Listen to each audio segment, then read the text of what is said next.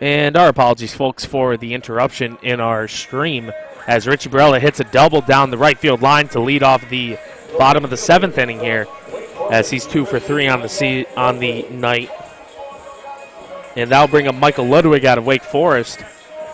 Mike so far tonight is 0 for 2 with a walk, as I don't think I'm not sure if he collected a hit last night or not. He might not have gotten a hit since his 23-game hitting streak was snapped in the final game of the regular season. That one slapped to the shortstop and thrown on to first for the first out as Richie Barella stays put. Much better. Will Hurton with a nice throw there. Much better base running there out of Richie Barella as the ball hit to the left side of the infield. Richie Barella didn't try and make a play for third. Shane Muntz did earlier. Right, as Richie Barella staying a little bit closer as Tanner Allen, the Recovery Sports Grill hitman, who's 0 for 3 so far tonight, slaps one to the right side. The first baseman has to make the spring training play as the pitcher Bailey comes over to cover, and they'll get Tanner Allen, who will have to wait to be the Recovery Sports hitman and get everyone a coupon to Recovery Sports Grill, as the pitcher tonight for the Mohawks, Shane Muntz, also playing DH, steps in. Muntz, in his last at-bat, broke the game open with a grand slam over the left center field fence to put the Mohawks up 6-0, a lead which they've held since then.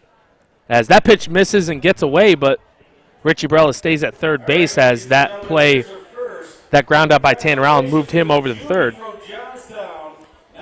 And Shane Muntz, as we've talked about all night, has done it all tonight as he's pitched 7 innings of one-hit scoreless ball and now has hit a grand slam. As that pitch is ripped down the third base line, fielded by the third baseman, Russell, and thrown on to first, and that will retire the side. As the Mohawks get a leadoff double from Richie Barella, but strand him at third base. No runs on one hit. 1 left on, no errors in the inning. We will head to the 8th here at Shuttleworth Park. Your score, Amsterdam 6, Watertown nothing. You're listening to the PGCBL semifinals, sponsored by KCG Development.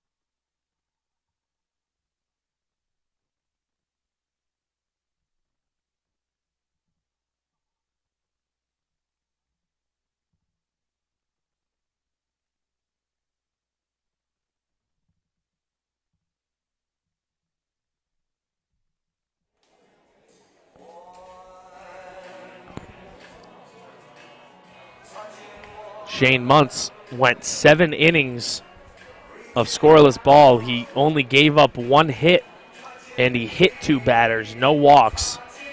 Or excuse me, 1 walk, actually, as he allowed 4 base runners total, but only 1 of them on a hit. He struck out 7, as he, of course, is in line for the win, as he helped himself out in that category as well with the grand slam in the bottom of the 5th inning.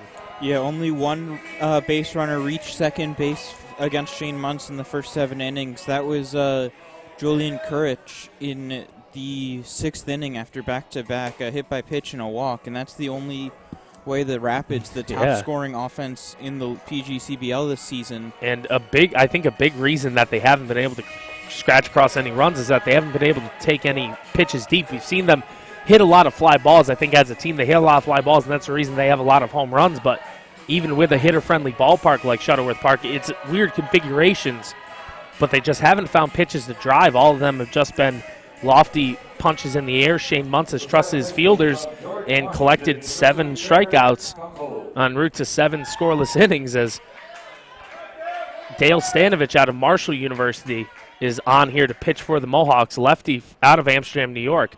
First pitch is a ball inside, 1-0, as he faces off against Trevor Kunsel, the second baseman out of George Washington University. Kunsel is 0 for 3 with 2 strikeouts so far tonight. Or excuse me, 0 for 2 with a strikeout. As that one is in there for a called strike, it will be 1-1.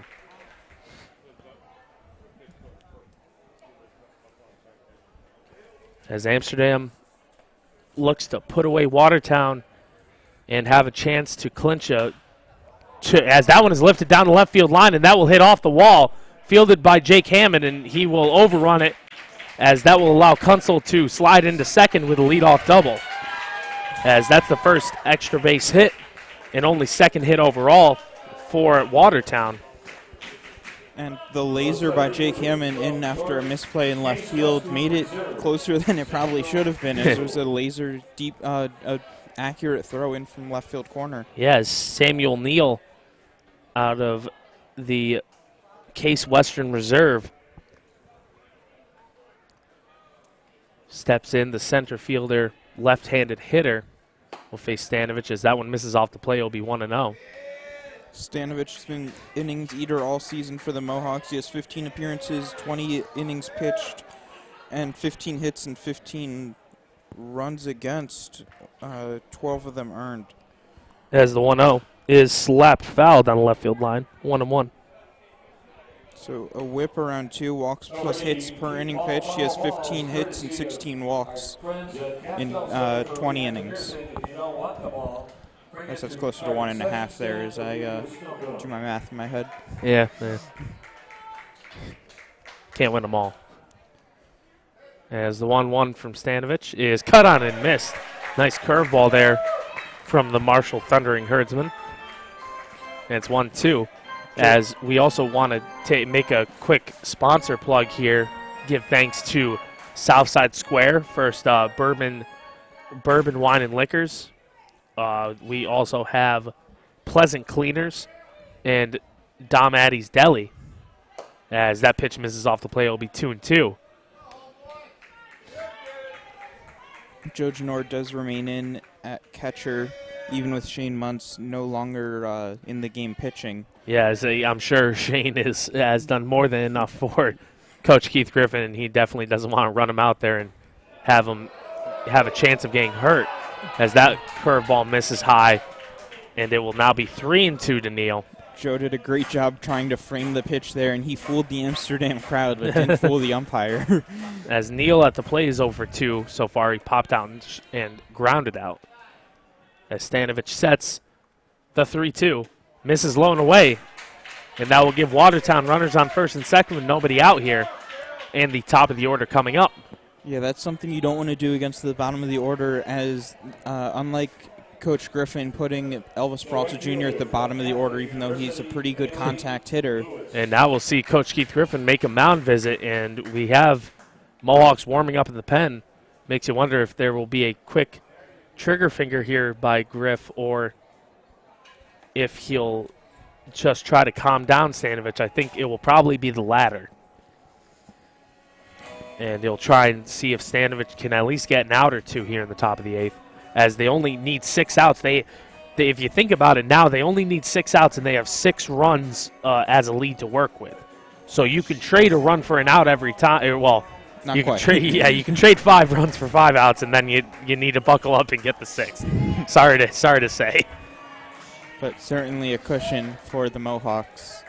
As the leadoff hitter, Bailey Lewis out of Catholic University, steps in. He's 1 for 3 with a single so far today. He is one of only 2 hits for Watertown. The second one is standing on second base. So the two with the lowest batting average on the Watertown Rapids in the lineup tonight are on first and second. The top of the order coming up. And the first pitch into Bailey misses inside. It'll be 1-0.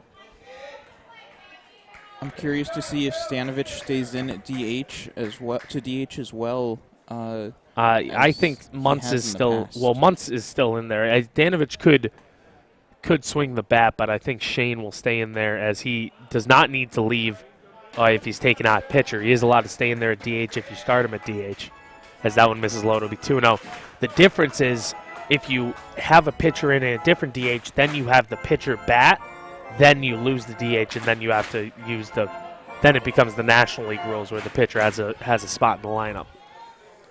The 2-0 is popped high in the air as Tanner Allen will circle to his left, camp under it, and will squeeze it for the first out. I believe the infield fly rule was called there. As you're probably right, Justin, as that was a big out for Dale Stanovich, as now a ground ball could get them out of the inning. That brings up Julian Couric, the designated hitter out of Wilmington College. Couric so far on the day is 0 for 2. He's hit by a pitch in his last at-bat.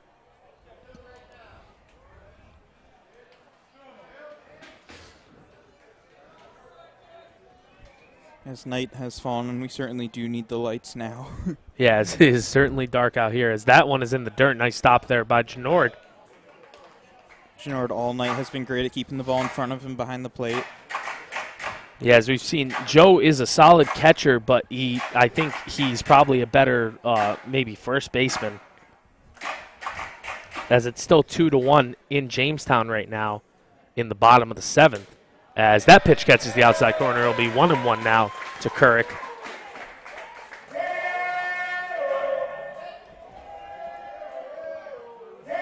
As Tanner Murray hit that solo home run for Geneva in that game.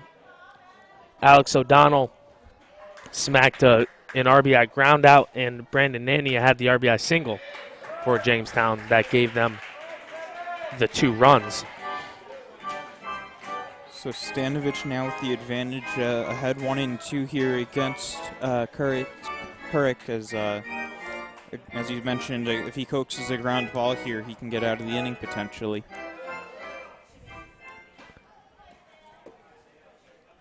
Stanovich sets now. Staggered slide step. The 1-2 is punched foul as Couric stays alive here. That was some great defensive hitting out of Couric as he just was able to get some wood on it.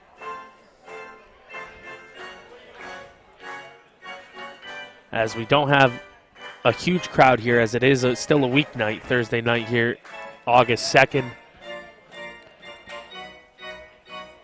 As the Mohawks have played already 23 technically home games here, as we did have one rained out. Utica was supposed to come here. Speaking of Utica, Watertown was able to take advantage of Utica not being able to play that, as they played one more game as the bat goes flying, and it almost hit someone in the sky deck there.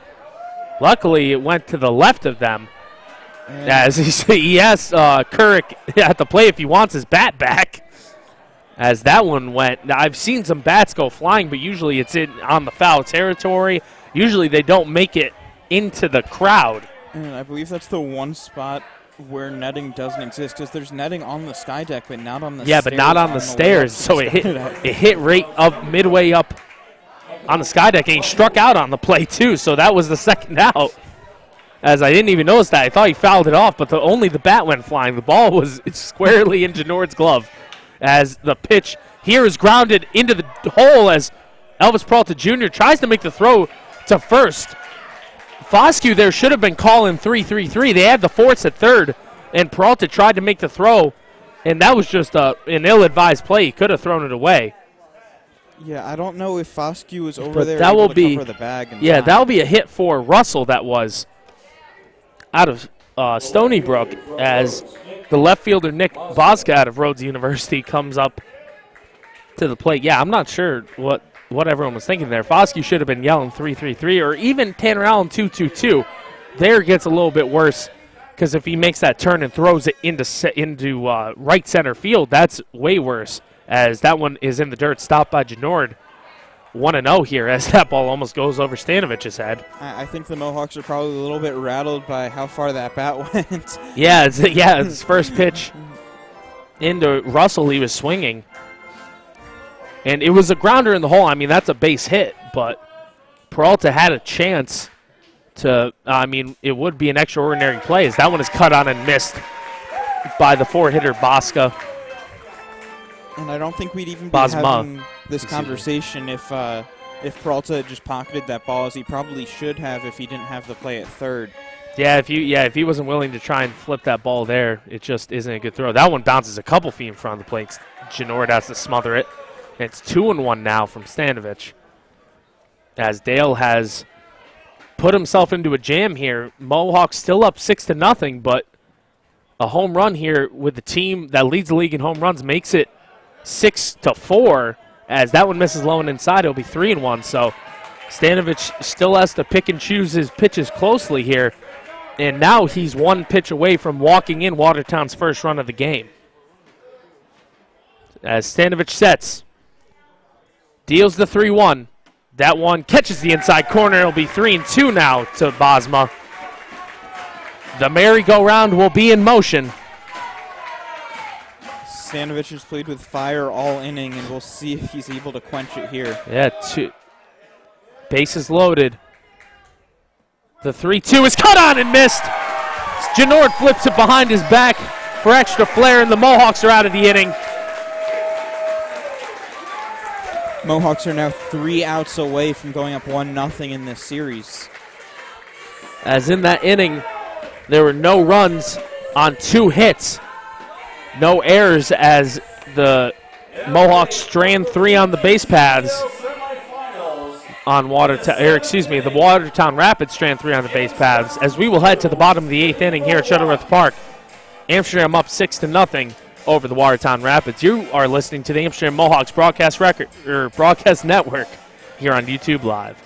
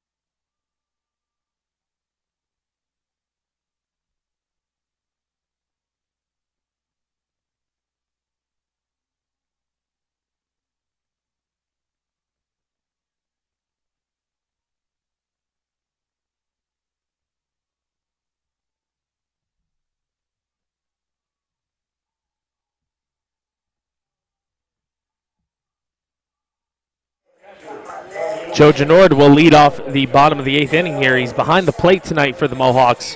He's DH'd and has played first base for Amsterdam this season, as well as in 2016 when he won Player of the Year for the Mohawks, as that one is fouled off. He'll be 0-1. Genord, in his 2 regular seasons with the Mohawks, holds the all-time RBI record with 86 total, holds the all-time home run record with 15 total. That curveball sits inside. He'll be 1-1. On the night tonight, he gave the Mohawks their first run, as he's 2 for 3 with a home run and a double.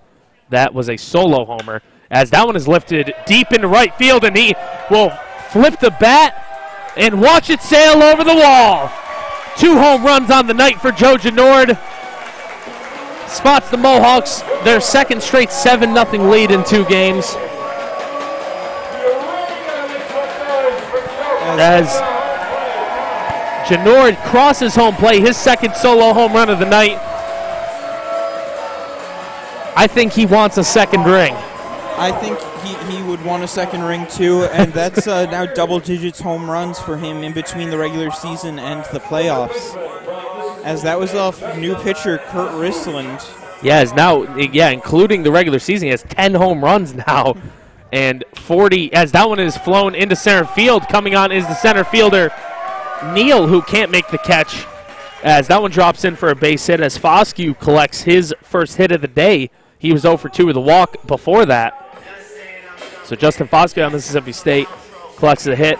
Jake Hammond coming up to bat right now to Morehead State. He's 2 for 3 so far today with a run scored. With the way this Mohawks lineup strings together hits, this could very easily get away from Watertown here with only 3 outs left. Yeah, they only had 3 outs to work with to begin with. As the first pitch in is outside, it'll be 1-0 here to Hammond. You mentioned the new pitcher on the mound for Kurt Risland. He has a 4.5 ERA on the season. Yeah, it's Kurt. 16 innings pitched. Kurt Risland out of LIU Post, Franklin Square, New York. As that one is lifted foul down the left field line by Hammond, it'll be 1-1. But yeah, so he's had a rough outing. He entered at the beginning of the inning, and we didn't even get to introduce him. And Janord already rudely greeted him with a smash over the right field wall. And the thing is, Janord's played enough games here where he knew that one was out. He's waited for it, dropped the bat. If you go back on our stream and knew that's what would happen. Grounder down to first base. They throw to second, and they'll get the out there. Nice footwork there by the shortstop Hurton as the throw down from the first baseman Mummy was a little wide, but he's able to make the catch and get the lead runner for the first out. And that'll bring up Elvis Peralta Jr. Peralta 1 for 3 on the night, came around to score in his only time on base. That was in the 5th inning, that 5-run 5th inning for the Mohawks. As Elvis has batted in the 9-hole, but he doesn't bat like a 9-hole pitcher, as that one is cut on and missed. Even a 9-hole hitter. Yeah, 9-hole hitter. I don't know why I said pitcher. Mike Antico, the leadoff hitter, stands on deck. But yeah, Peralta had 22 regular season extra base hits. That curveball catches the outside corner. It'll be 0-2 now, as Risland is ahead of his first batter today.